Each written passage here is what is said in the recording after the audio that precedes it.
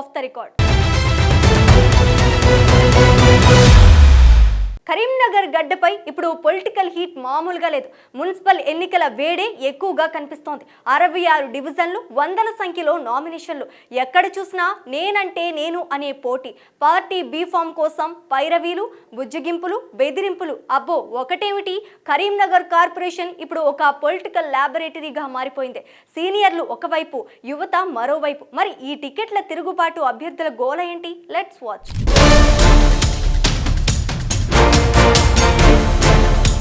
Karimnagar corporation ఎన్నికల రణక్షేత్రంలో scene మునుపట్ల అస్సలు లేదు.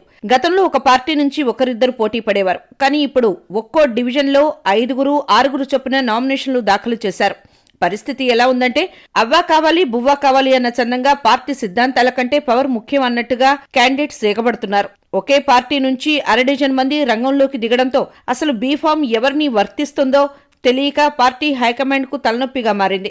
ఓటర్లు కూడా కన్ఫ్యూజన్ లో ఉన్నారు. ముందు వెనక చూసుకోకుండా చెరువులో దూకినట్టు క్లారిటీ లేకుండానే నామినేషన్లు వేసేసిన వారు ఇప్పుడు పార్టీ పెద్దల చుట్టూ ప్రదక్షిణలు చేస్తున్నారు.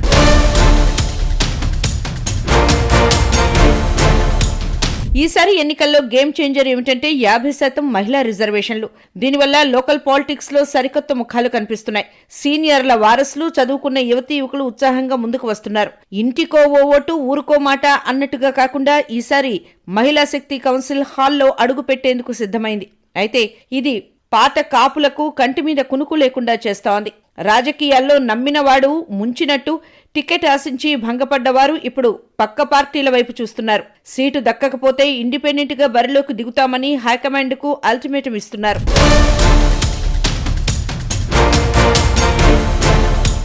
తెలంగాణ గడ్డపై రాజకీయ కురుక్షేత్రం మొదలైంది. నిన్నటి వరకు సైలెంట్ గా ఉన్న నేల నేడు పొలిటికల్ హీట్ తో సెగలు పుట్టిస్తోంది. పార్టీల లెక్కలు మారుతున్నాయి. సమీకరణాలు అనూహ్యంగా మలుపులు తిరుగుతున్నాయి. నిన్నటి వరకు ఒక పార్టీలో ఉన్న నాయకుడు ఇవాళ కండువా మార్చేసి ప్రత్యర్థి గూట్లో వాలుతున్నాడు. ముఖ్యంగా ఒకప్పుడు క్యాడర్ ఉంది కానీ లీడర్ లేరన్న కాంగ్రెస్ లో ఇప్పుడు బీసీ గలం వినిపిస్తోంది. ఇక బీజేపీలో టికెట్ కోసం వార్ పీక్ స్టేజ్ కి చేరితే బీఆర్ఎస్ లో టికెట్ రాని వారు ఇతర దారులు వెతుక్కుంటున్నారు.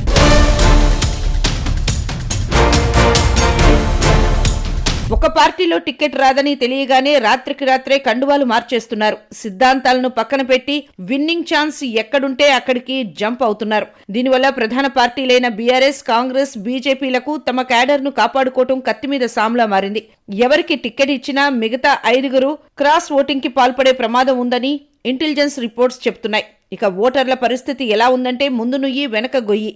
అందరూ తమకు తెలిసిన వారే, అందరూ లోకల్ లీడర్లే. కానీ ఓటు ఎవరికి వెయ్యాలి? కేవలం వాగ్దానాలు మాత్రమే కాదు, గతంలో డివిజన్ డెవలప్మెంట్ కోసం ఎవరు పనిచేశారో వారికే ఓటేస్తామని కొందరు తెగేసి చెప్తున్నారు.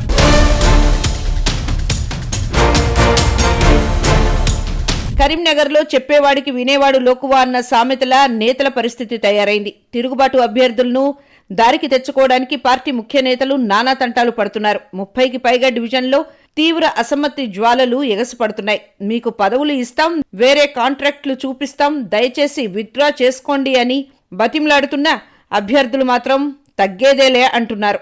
మంగళవారం మధ్యాహ్నం 3 గంటల వరకు మాత్రమే నామినేషన్ల ఉపసంహరణకు గడువు ఉంది. ఆదివారం రోజైతే ఒకరు కూడా వెనక్కి తగ్గలేదు.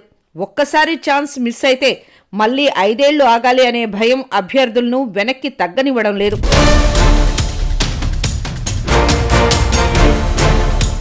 ఈ రాజకీయ రణక్షేత్రంలో మరో సంచలన విషయం చర్చకు వస్తోంది.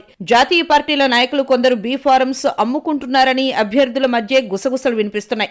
కష్టపడిన వారికి కాకుండా కాసులు కుమ్మరించిన వారికే టిక్కెట్లు ఇస్తారనే ఆరోపణలు వెల్లువెత్తుతున్నాయి. దీనివల్ల నిఖార్సైన కార్యకర్తలు నిరాశలో మునిగిపోయారు. ఒకప్పుడు కాంగ్రెస్ అంటే లీడర్లు లేని ఇల్లు అనే విమర్శలు ఉండేవి. కానీ సీన్ కట్ చేస్తే ఇప్పుడు పరిస్థితి తలకిందులైంది.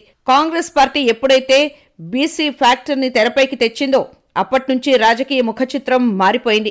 సామాజిక న్యాయం పేరుతో కాంగ్రెస్ ఎత్తుకున్న బీసీ గళం ఇప్పుడు ఇతర పార్టీల గుండెల్లో రైళ్లు పరిగెత్తిస్తోంది.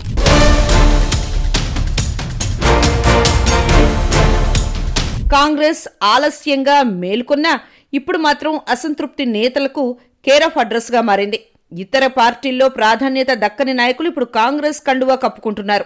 ఇది కేవలం గాలి కాదు, బీసీ సామాజిక వర్గాల్లో వస్తున్న పెను మార్పు. మరోవైపు కాషాయ దళంలో పరిస్థితి మరింత హాట్గా మారింది. ఒకప్పుడు అభ్యర్థులే దొరకని చోట్ల కూడా ఇప్పుడు అరడజను మంది పోటీ పడుతున్నారు. బీజేపీలో ticket race survival of the fittest అన్న రేంజ్కి చేరింది. ఢిల్లీ నుంచి గల్లీ దాకా పైరవీలు నడుస్తున్నాయి. సీనియర్లు ఒకవైపు, కొత్తగా చేరిన గ్లామరస్ లీడర్లు మరోవైపు టికెట్ నాదే అంటే నాదే అని తేల్చి చెప్తున్నారు.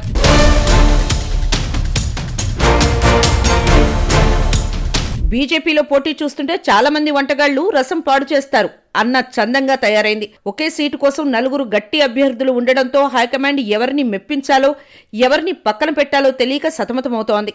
ఇది ఆరోగ్యకరమైన పోటీయా లేక అంతర్గత కలహాలకు దారితీస్తుందా అన్నది వేచి చూడాలి.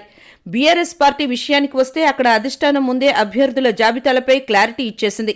అయితే ఈ క్లారిటీ కొందరికి ఊరటనిస్తే మరికొందరికి మాత్రం అసనిపాతంలా మారింది. టికెట్ దక్కని నేతలు క్షణం కూడా ఆలోచించకుండా గోడ దూకేస్తున్నారు. టికెట్ రాలేదని తెలియగానే నేతలు వెంటనే జెండా మార్చేస్తున్నారు. నిన్నటిదాకా గులాబీ జెండా పట్టిన వారు ఇవాళ మరో పార్టీ కండువా వేసుకొని సవాల్ విసురుతున్నారు. అంటే రాజకీయాల్లో అవకాశవాదం అనేది ఇప్పుడు పీక్స్ లో ఉంది.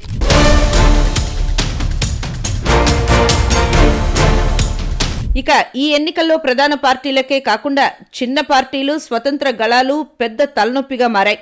పవన్ కళ్యాణ్ నేతృత్వంలోని జనసేన, తీన్మార్ మల్లన్న వంటి శక్తుల ఎంట్రీతో ఓట్ల చీలిక ఖాయమనిపిస్తోంది. ఇది కేవలం త్రిముఖ పోటీ కాదు, ఒక బహుళార్థ సాధక పోటీ. ప్రతి చిన్న పార్టీ కూడా ప్రభావం చూపాలని చూస్తోంది. జనసేన సైనికులు, మల్లన్న ఫాలోవర్లు ఓట్ల బ్యాంకును చీల్చితే గెలుపోటంలో లెక్కలు తలకిందులవ్వడం ఖాయమనే విమర్శలు వినిపిస్తున్నాయి. అభ్యర్థుల గెలుపు ఇప్పుడు పగలడానికి కష్టమైన గింజలా మారిపోయింది.